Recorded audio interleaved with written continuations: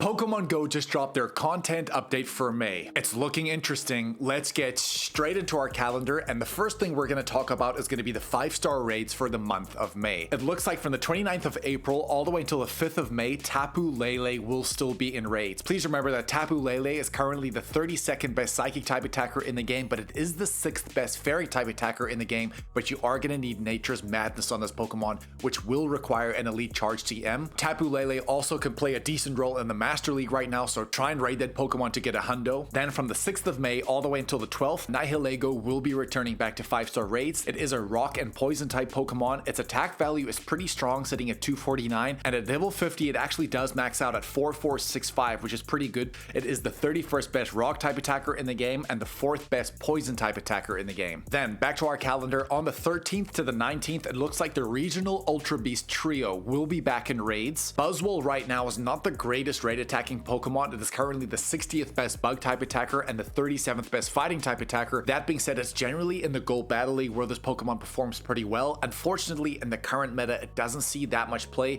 but in recent seasons, it has seen some. Pheromosa is actually the 22nd best bug type attacker in the game, and as a fighting type attacker, it's not even breaking to the top 100, so very disappointing there. Probably the best out of all three of them, and please make sure to remote raid this Pokemon. That shiny is stunning, but also Xurkitree is currently the 4th best electric type attacker in the entire game, which I think is incredibly impressive, especially with Thunder Shock and Discharge as a combination. It hits tremendously hard. Then coming in on the 20th of May is going to be Tapu Bulu. Tapu Bulu is actually pretty strong and has an attack value of 249. It does max out at 3865. It is weak to poison, fire, and flying types, and as a fairy type attacker, it's breaking into the top 10 with Bullet Seed, and of course we are seeing that Nature's Madness again, which will require that Elite Charge TM. Even in the Master League right now, Tapu Bulu has some play, currently hovering around the top 80 of the Master League. It does kind of fluctuate every day, but this Pokemon definitely has some play. These Tapus have decent utility, and speaking of Tapus, the last raid boss for the month coming in on the 27th of May is going to be Tapu Fini. Tapu Fini has some interesting stats. Its attack value is pretty low at 189, but its defensive stat of 254 is where it really looks after this Pokemon, but it's actually in the Go Battle League again, where this Pokemon shines best, specifically in the Ultra League. Again, not so much this season, but in previous seasons, Tapu Fini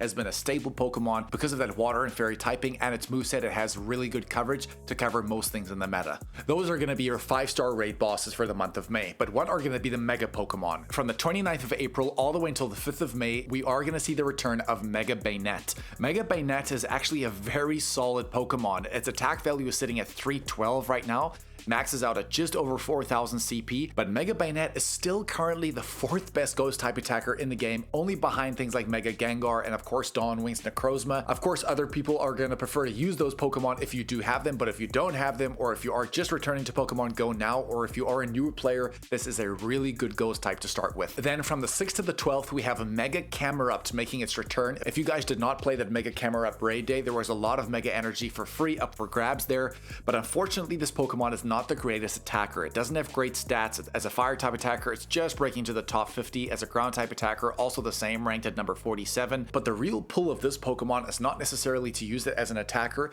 but more, as I say, as a candy gainer. If you guys weren't aware, now certain Mega Pokemon can go all the way to Super Mega level. At some point, all Mega Pokemon will be able to get to that level. The great thing about Mega Camerupt is that it shares a fire and ground typing. So to get this Pokemon to Mega level 3, at least right now, is going to get you an extra 2 candy every single catch that you make, but it's going to get you 25% extra XL candy on certain events like community days or something like raid day, and this is a really good example because I'm going to bring this up a little bit later. You want to get these Mega Pokemon to Mega level 3 as quick as possible. Mega Camerupt on the 13th will be leaving, and from the 13th to the 15th, Mega Glalie will be making its return. It's very important for me to say now, I think in the last 3 years, Mega Glalie only comes around during Christmas time. If you do not have it yet for the Mega Dex, this is probably why. Make sure to raid this Pokemon. It's actually pretty solid still. It's currently the 13th best Ice type attacker in the game, but again, it is just a pure Ice type, maybe one you definitely want to get at Mega level 3, so when those Christmas events comes around at the end of the year, you already have that ready to go. Mega Glalie will be leaving on the 19th, and coming in for its return on the 20th is going to be Mega Altaria, which of course, if you guys didn't know, actually becomes a dragon as well as a fairy type when it is Mega Evolved. Again, not the greatest attacker, very similar to something like Mega Camerupt. It just has has more kind of defensive stats.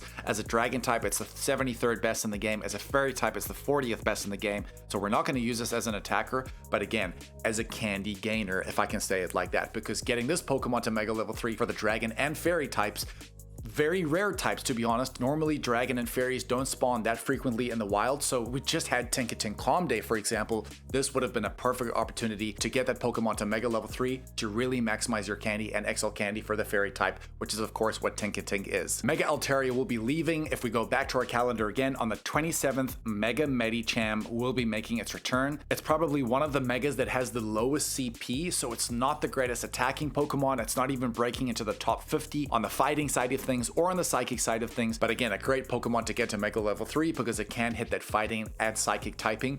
Overall, guys, if we look at the Megas this month, if you caught every single Mega and you got enough energy and then started walking those Megas after your Mega evolved once, you will then hit, I've just done the calculations, you're going to hit 8 different types at Mega Level 3 just for this month. So please remember that you want to get all the types to Mega Level 3 on your Megas as quick as possible. Before we move on from raids, we have to talk about our new Shadow 5-star raid boss, which is going to be Shadow Cresselia. Shadow Cresselia is a very interesting Pokemon. At level 50, it maxes out at 3230. Its attack value is very low, but its defense and stamina stats are incredibly good. So this Pokemon, again, is not the greatest attacker, but it's actually in PvP right now, even so far as the Great League. If you can get the right CP to fit into that category, Shadow Cresselia is a monster, particularly in the Ultra League. It's currently hovering around that 40-50th mark right now. Again, stats are subject to change, but guys, Shadow Cresselia, if you are into PvP, definitely worth going after it, and that Shadow Shiny Cresselia is going to be a 1 in 20 chance, beautiful shiny. When it comes to Dynamax Pokemon, they have announced all of the Pokemon for May, of which some of them are Dynamax debuts. The first one, which is going to be on Monday, the 4th of May, again, from 6 to 7 p.m. local time,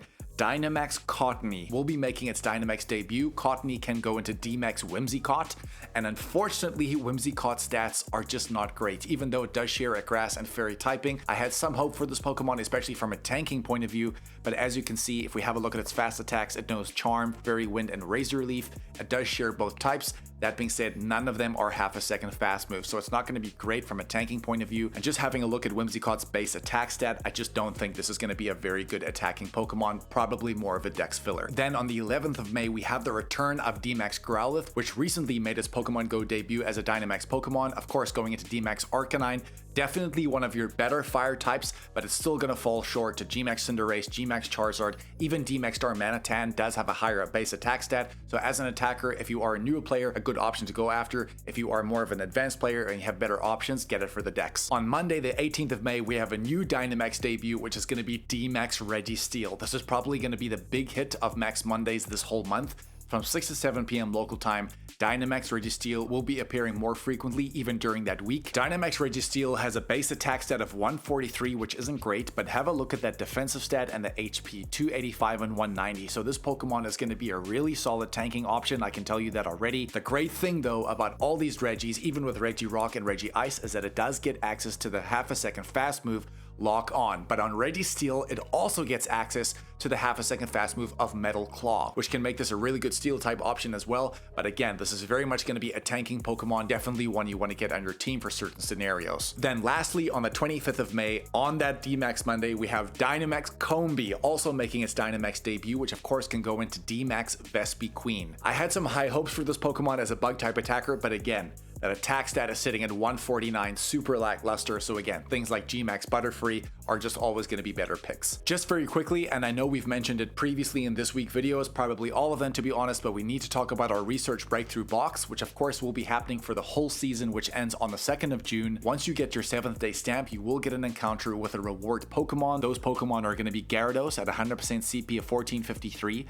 Honedge is in there at 595, Delmise you can see there at 1264 CP for the Hundo, Sinistea is in there at 488 CP, Duraludon's in there at 1314 CP, and Dreepy's in there at 328 CP. Back to our calendar again, what events are going down in the month of May? And something they've done a little bit interesting here is that it's a very quiet month. They've only listed 5 events, of which 4 of those events are one-day events, which is a little bit disappointing, but to be honest, in these events, there's still some big value. First and foremost, let's touch on Entei Shadow Raid Day, which will be happening this Saturday, the 2nd of May from 2 to 5 p.m. local time, so only 3 hours. It is currently in the top 10 best Shadow Pokemon in the game. We have an entirely separate video actually being dropped on Thursday night, so please turn on notifications for that video, which will be coming out. Then back to our calendar again, on the 9th, we have Lechonk Community Day, of course coming with that 1 in 25 shiny rate on Lechonk. Lechonk can evolve into Oinkologne, and there's actually a male as well as a female form, and they actually have different stats, of which one of them are better in PvP. The main bonus on this day is going to be quarter egg hatch distance. A quick tip here is to try and have those 12 kilometer eggs ready for when that event goes live, so you can pop them and hatch them at a completely reduced distance, but also pop that star piece as well to really max out your Stardust gains on the hatch. Then our first long event of the month is going to be the Spring Marathon event, running from the 12th all the way until the 18th. This is bringing about the Pokemon GO debut of Flittle, the pure psychic type Pokemon, and that can evolve with 50 candies into Espathra. This Pokemon looks super sick, and to be honest, I think it is going to have some play, possibly as a raid attacker, but more so in PvP. But in the middle of that event, on the 16th, is going to be Deino Community Day Classic from 2 to 5 p.m. local time, so only 3 hours. If you evolve Zwelos in this day into Hydreigon, you will be able to know the move Brutal Swing, which is hugely important on this Pokemon. It makes it a far better dark type attacker, and let's be honest, that shiny Deino going into the shiny Hydreigon is an absolute must. It's also going to be 3 times catch XP on this day, which is huge because the excellent throw on Deino is very easy as well, so prep for that event now. Then your last event of the month is going to be on the 23rd, which is going to be a 3-hour time frame as well, and it hasn't been officially announced, but I can already tell you that Mega Phalanx will be making its Pokemon GO debut in its own Super Mega Raid Day, which will officially be the 4th Mega that will get access to that Super Mega level. This is going to be very interesting. I didn't really see this coming, but as you can see, why you need to trade Pokemon, and like the last 2 or 3 months, I traded for a Dynamax Phalanx. What happened? Lucky hundo, so I can't wait for that Mega Phalanx Raid Day because I can't use this Pokemon now as a D-Max attacker if I wanted to, even though it's not very good. But now that I have the hundo as well, I can use it for my Mega Phalanx if I ever want to bring that out. It is a pure fighting type Pokemon, probably not going to be one of your better fighting types in the game, but it should kind of break into the top 30, so if you are a newer player, a great one to go after. If you guys want to see everything going on in Pokemon GO this week as of recording this video, please check it out to my top left right now, and in just a couple of days from when this video is released, the Team Go Rocket Takeover will officially be live, and I'm going to leave it above me right now. Please check out both of those videos. They are going to heavily inform you about this busy week ahead as of recording this video. Love you guys, go with us. Please smash that like and subscribe, but most importantly, that hype button as well. We need this video to travel as far as wide as possible. The numbers have been incredible. We can only do this with your support. Please continue to support us and watch us and like us and hit that subscribe button if you haven't. Love you, and we'll catch you in the next one, baby. Shh.